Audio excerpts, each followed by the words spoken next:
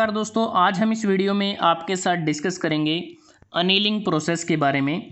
Annealing process heat treatment process के अंतर्गत आती है या कह सकते हैं कि हीट ट्रीटमेंट प्रोसेस का एक टाइप है। तो इस वीडियो में हम देखेंगे कि कैसे अनीलिंग प्रोसेस को किया जाता है, क्या क्या पैरामीटर हमें ध्यान में रखने हैं, एनीलिंग को करने का पर्पस क्या रहता है और अनीलिंग कितने टाइप की होती है। अगर हम सबसे पहले बात करें कि जो अनीलिंग है वो स्टील के लिए की जाती है। स्टील की अगर हम बात करें, स्टील बेसिकली हमारे सामने अगर आप इस डायग्राम को देखते हैं, यहाँ से क्लियर होता है कि दो टाइप का स्टील है, हाइपोयूटेक्टोइड स्टील और हाइपर यूटेक्टोइड स्टील। अगर स्टील में कार्बन कंटेंट 0% से 0.83% तक हैं तो वो हाइपोयूटेक्टोइड स्टील कहलाता है। अगर स्टील में 0.83% से 2.14% तक कार्बन कंटेंट है तो वह हाइपर यूटेक्टोइड स्टील कहलाता है। और इस स्टील को एक प्रॉपर टेम्परेचर पर गर्म किया जाता है और उस टेम्परेचर पर गर्म करने के बाद एक पर्टिकुलर टेम्परेचर पर स्टील को होल्ड किया जाता है कुछ टाइम पीरियड तक। ये टाइम पीरियड डिपेंड करता है कि हमें स्टील में कितने चेंजेस करने की ज़रूरत है, उस पर यह डिपेंड करता है। उसके बाद स्टील को फर्नेस में धीरे धीरे ठंडा किया जाता है। ठंडा इसलिए किया जाता है ताकि हमें जो डिज़ायर्ड प्रॉपर्टी हमारी रिक्वायरमेंट है जो स्टील में होनी चाहिए वो मिल जाएं। मतलब कि इक्विलिब्रियम स्ट्रक्चर को डेवलप करने के लिए मेटल जो स्टील का बना है उसे धीरे धीरे ठंडा किया जाता है। आप यहाँ से भी देख सकते हैं कि जो रेड लाइन है वो इंडिकेट करती है कि हमें स्टील को गर्म करना है एक पर्टिकुलर टेम्परेचर पर।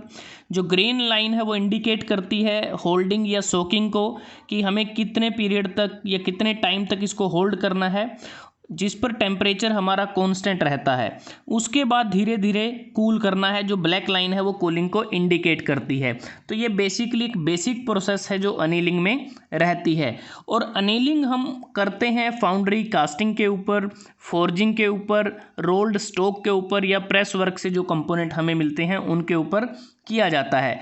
लेकिन अनीलिंग को करने से पहले हमें कुछ बेसिक्स हैं वो क्लियर होने चाहिए, क्योंकि बार बार जब अनीलिंग प्रोसेस को हम डिटेल में पढ़ेंगे वन बाय वन तो कुछ वहाँ पर पर्टिकुलर पैरामीटर आते हैं। जैसे बार बार आप सुनेंगे A1 टेम्परेचर जो होता है lower critical temperature line 723 degree Celsius पर, और कुछ बुक्स में लिखा होगा AC1। उसके बाद A2 जो क्यूरी टेम्परेचर लाइन होती है ये ग्रीन कलर की है 770 डिग्री सेल्सियस पर। A3 जो अपर क्रिटिकल टेम्परेचर लाइन है, और इसमें जो अपर क्रिटिकल टेम्परेचर लाइन अगर आप देखें एक इंक्लाइंड लाइन है जो जिसका जो टेम्परेचर जब स्टील में कार्बन कंटेंट 0.83% होता है तो ये मिनिमम होता है।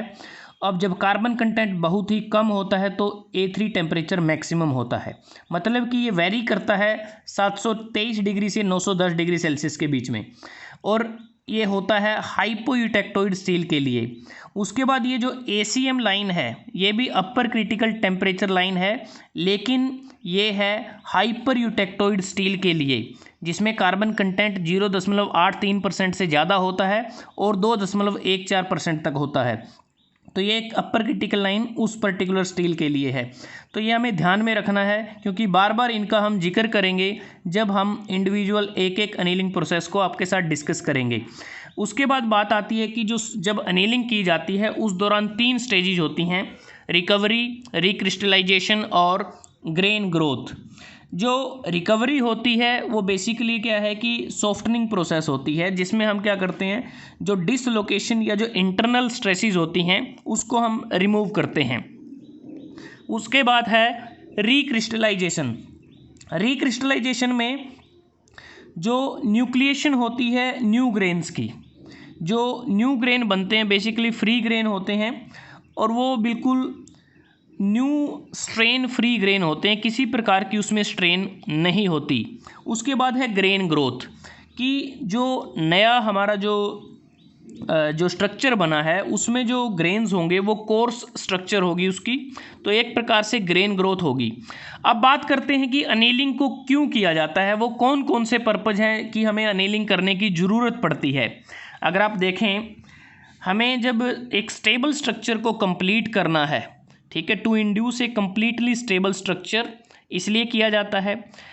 स्ट्रक्चर को रिफाइन करने के लिए, होमोजेनाइज करने के लिए, मशीनेबिलिटी को इम्प्रूव करने के लिए, मशीनेबिलिटी को इम्प्रूव किया जाता है मटेरियल की स्ट्रेंथ को कम करके, हार्डनेस को कम करके, ताकि जो प्लास्टिक डिफॉर्मेशन है वो आसान हो जाए।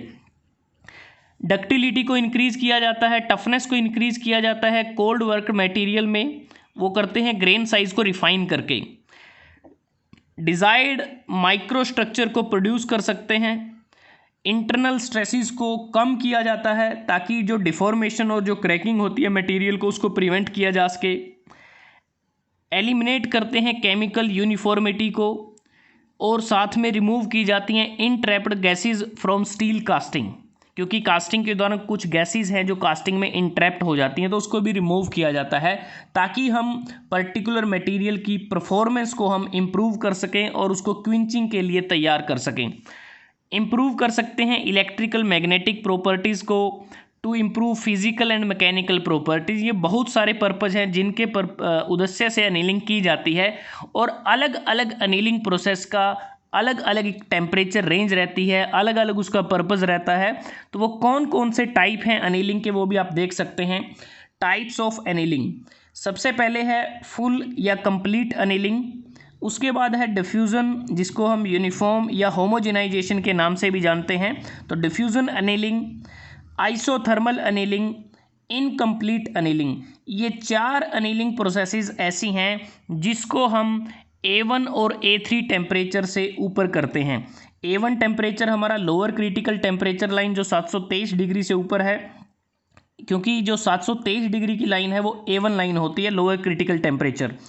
और जो A3 लाइन है वो हमारी ये वाली लाइन है जो हमने डिस्कस की थी आपके पास, अपर क्रिटिकल टेम्परेचर लाइन, अगर हाइपोयूटेक्टोइड स्टील है। अगर हाइपर यूटेक्टोइड स्टील है तो उस केस में अपर क्रिटिकल टेम्परेचर की लाइन ये वाली लाइन है ACM।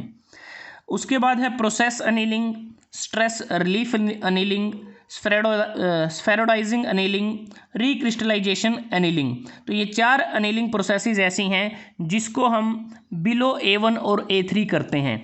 मतलब कि A1 से नीचे जो लोअर क्रिटिकल टेम्परेचर है उससे नीचे किया जाता है, या फिर जो A3 लाइन है इससे नीचे कर सकते हैं। अगर हाइपोयूटेक्टोइड स्टील है तो A3 हम इसको कंसीडर करेंगे जो अपर क्रिटिकल टेम्परेचर है। अगर हाइपर यूटेक्टोइड स्टील है तो अपर क्रिटिकल टेम्परेचर की लाइन ये है, तो इससे नीचे हम कंसीडर करेंगे। तो इस प्रकार से हम अलग अलग टेम्परेचर रेंज पर और अलग अलग पर्पज़ के आधार पर अलग अलग अनीलिंग प्रोसेसेस की जाती हैं। तो दोस्तों आज हमने इस वीडियो में आपके साथ डिस्कस किया अनीलिंग प्रोसेस क्या होती है, कैसे इसको किया जाएगा, इसके पर्पज़ क्या होते हैं, इसमें स्टेजेस क्या रहती हैं और कितने टाइप्स का होता है। और इसका एक एक टाइप को हमारी नेक्स्ट वीडियो में हम 1 बाय 1 विस्तार पूर्वक आपके साथ डिस्कस करेंगे।